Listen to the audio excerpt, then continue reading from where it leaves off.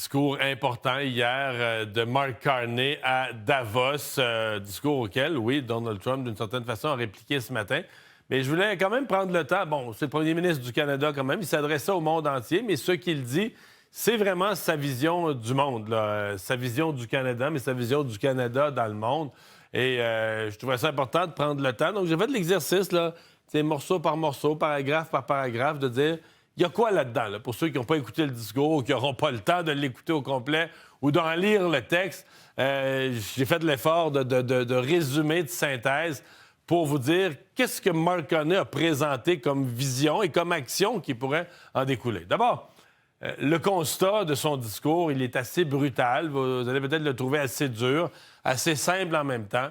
Il dit « c'est la fin de l'ordre mondial basé sur des règles, comme on l'a connu à une époque.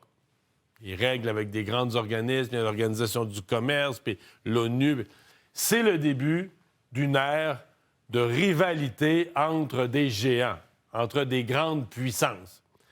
Et comprendre ici, là, dans mes mots à moi, dire tout ça en termes encore plus simples, en bon québécois, c'est le nouveau monde dans lequel on s'en va, c'est au plus fort la poche. C'est sûr que ça réfère à Donald Trump. C'est évident que ça réfère à l'attitude des États-Unis. Et c'est évident aussi que le Canada, on ne sera jamais le plus fort. Donc, quand on dit le monde va être au plus fort la poche, bien nous, le Canada, on ne fera jamais partie des plus forts. Donc, c'est ce qu'il faut comprendre.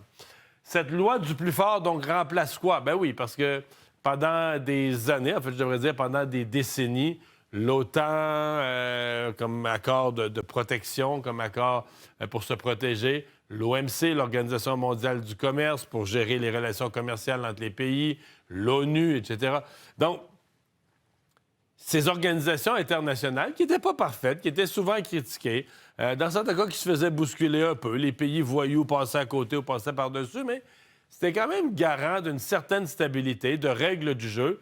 Et M. Carney dit, bien, les petits pays et les pays de taille moyenne, parce que le Canada, on dit les puissances de taille moyenne, pouvaient faire leur place.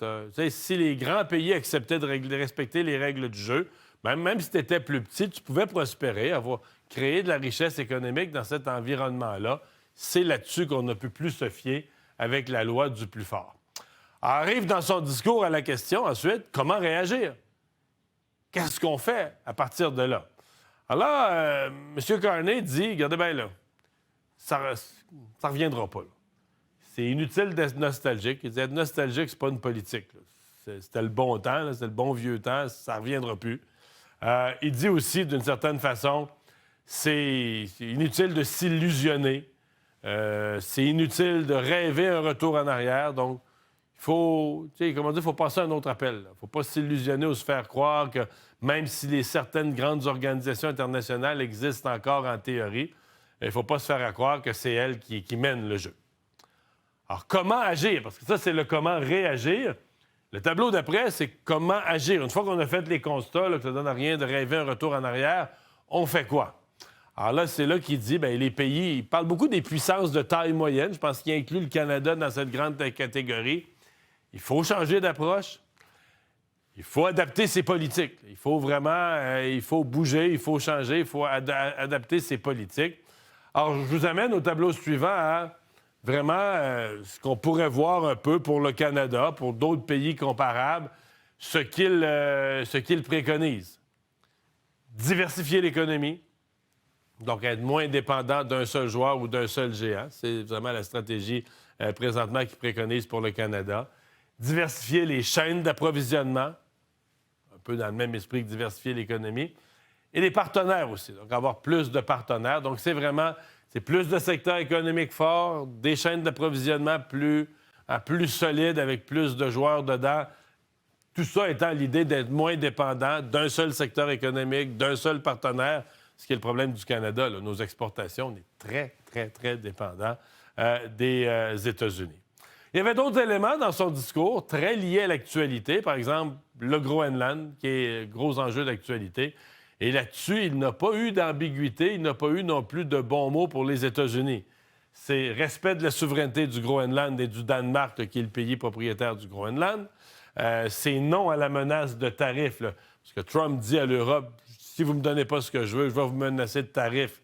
Il les a décrits comme des tarifs inacceptables et il a souhaité que les autres pays européens, le Canada inclus, puissent amener une réponse diplomatique coordonnée, donc une réponse à Donald Trump.